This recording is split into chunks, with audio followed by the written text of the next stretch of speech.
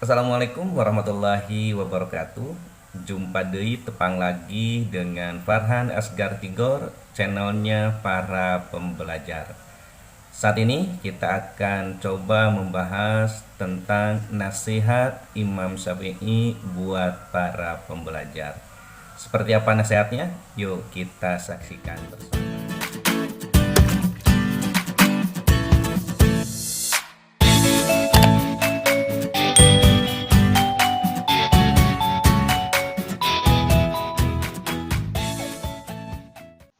Assalamualaikum warahmatullahi wabarakatuh. Baiklah para pembelajar yang dimuliakan Allah, pada kesempatan ini saya akan menyampaikan nasihat Imam Syafi'i untuk para pembelajar. Siapapun kita, apakah kita itu murid ataupun guru, dosen ataupun mahasiswa, atau siapapun kita semua memiliki kewajiban untuk belajar.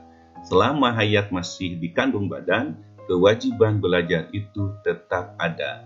Belajar bisa berhenti saat kita sudah berada di liang lahat. Baiklah, apa saja nasihat Imam Syafi'i untuk para pembelajar itu saya akan bacakan satu persatu. Mudah-mudahan kita bisa mengamalkan nasihat-nasihat ini. Yang pertama, kata Imam Syafi'i, "Faman lam yadzuq murata'allumi sa'atan tajarru'an dzulal jahli tulah hayati." Barang siapa yang belum pernah merasakan pahitnya menuntut ilmu walaupun saat, ia akan menelan hinanya kebodohan sepanjang hidupnya. Kalau saat mencari ilmu, saat di sekolah, saat di pesantren, kita merasakan kepahitan yang sangat luar biasa. Harus bangun pagi, harus belajar, harus mengerjakan PR, harus mengikuti sederet tata tertib yang disampaikan oleh guru, harus mengerjakan berbagai macam tugas. Jika itu adalah sebuah kepahitan, maka yakinilah bahwa kepahitan yang dirasakan pada saat ini akan berbuah manis di kemudian hari.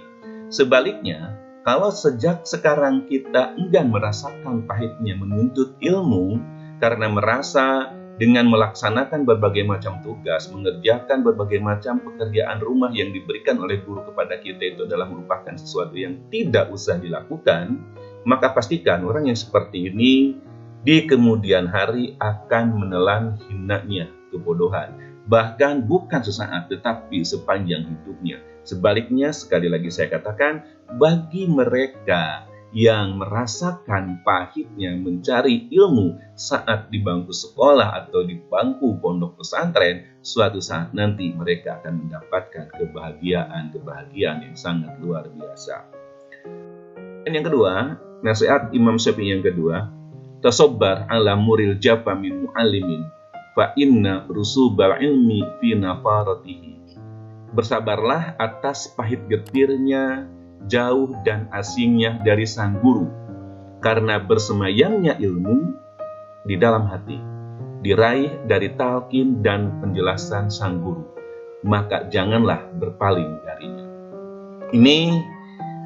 Nasihat ini sesuai dengan kondisi kita saat ini, di mana saat ini banyak sekali, bahkan mungkin di setiap daerah dilakukan pembelajaran jarak jauh. Tidak ada tatap muka antara guru dengan murid. Kalaupun dilakukan tatap muka dilakukan secara dalam jaringan, tidak bertatap muka langsung antara guru dan murid. Ketika tatap muka itu dilakukan secara langsung antara guru dan murid, di situ akan terjadi hubungan emosional yang sangat luar biasa. Guru akan merasakan bagaimana kesulitan yang dirasakan oleh para muridnya dan bisa memberikan solusi saat itu juga. Berbeda dengan pembelajaran itu dilakukan secara daring. Walaupun ada tatap muka di layar laptop misalkan, di layar handphone misalkan, tetapi secara emosional guru tidak bisa merasakan bagaimana kesulitan yang sedang dirasakan oleh para pencari ilmu, oleh para muridnya. Maka kata Imam Syafi'i, bersabarlah atas pahit getirnya, jauh dan asing dari sang guru. Insya Allah, jika pandemi ini sudah berakhir, antara guru dan murid bisa dilakukan tatap muka secara luring, ya, di luar jaringan, bisa bertatap muka secara langsung, sehingga apapun kesulitan yang dirasakan oleh sang murid bisa diberikan solusinya oleh bapak dan ibu gurunya. Yang ketiga, kata Imam Syafi'i, "Waman fatahu ta'limu waqta syababihi fakabbir alaihi arba'an liwafati." Barang siapa yang menyia-nyiakan waktu menuntut ilmu di masa mudanya, maka bertakbirlah 4 kali atas kematiannya. Ini luar biasa, ya. Orang muda, orang yang sedari muda tidak memanfaatkan waktu untuk mencari ilmu, menyia-nyiakan hidupnya untuk mencari ilmu, maka pada hakikatnya orang tersebut telah lama mati sekalipun ia masih berjalan di muka bumi ini. Ya. Tidak bermanfaat hidupnya. Wujuduhu ka'adamihi, adanya seolah-olah tidak adanya. Maka wahai para pencari ilmu, wahai para pembelajar, janganlah kalian bermalas-malasan. Janganlah kalian menyia-nyiakan waktu mudamu untuk mencari ilmu. Selanjutnya, selain Imam Syafi'i, ada juga imam yang lain, ya, penyair yang lain yang memberikan nasihat untuk para pembelajar. Ya. Konon kabarnya penyair lain ini adalah Abu Hafs Zainuddin Ibnu Al-Wardi. Apa nasihat yang diberikan oleh beliau buat para? Yang pertama, utlubil ilma wala takassal fama abadal khaira ala ahlil kasal. Tuntutlah ilmu dan janganlah malas. Betapa jauhnya kebaikan dari seorang pemalas. Ini orang-orang yang malas, ini banyak sekali yang berhalusinasi, ya. Orang malas ingin sukses, sehingga sekitar tahun 90-an itu ada sebuah ungkapan Genesis katanya. Generasi sukses, generasi santai ingin sukses. Bagaimana kesuksesan itu diberikan kepada orang-orang yang santai, kepada orang-orang yang malas, ya. Kemalasan tidak berbanding lurus dengan kesuksesan. Maka hati-hati dengan slogan Genesis ini, jangan sampai ada dan jangan sampai terjadi pada para pembelajar yang mendengarkan nasihat Imam Syafi'i ini, ya. Kemudian yang kedua, ya, wahtafil lil fiqhi fid dini wala tashtagil anhu bimalin al-khawa. Timbunlah kepakihan dalam agama dan jangan engkau sibukkan darinya dengan harta dan hamba sahaya, bahkan wanita. Ya. Ketika kita menginginkan menjadi orang yang paham dalam agama, ketika kita ingin menjadi orang yang sangat-sangat faqih, maka laksanakanlah ajaran-ajaran agama. Jangan sekali-kali kita sibukkan diri kita dengan harta, hamba sahaya, bahkan wanita. Ya.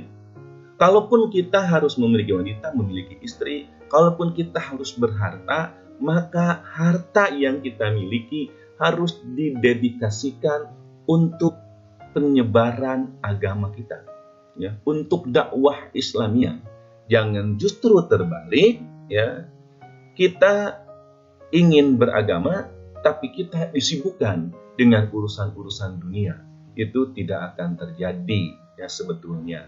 Jadi sekali lagi, kalau kita memang ingin menjadi orang-orang yang faqih dalam agama, maka jangan pernah sibukkan kita dengan harta dan urusan-urusan dunia yang lainnya. Kemudian selanjutnya, wahjurin nauma wasil hufaman ya'rifil matluba yahkir mabadal. Jauhkan diri dari tidur atau berleha-leha dan panenlah ilmu. Barang siapa yang mengenal nilai sebuah tujuan yang mulia atau ilmu, maka ia akan meremehkan segenap pengorbanan. Saat saya dulu mau berangkat ke pondok, orang tua saya memberikan 3 nasihat. Beliau, ayah saya, memberikan nasihat, kalau kalian ingin berhasil mencari ilmu, dengarkan 3 nasihat ini, yaitu kempas kempise, pae satime, dan baseh lambiye. Kempas kempise artinya jangan banyak makan, ya. Pae satime, jangan banyak tidur.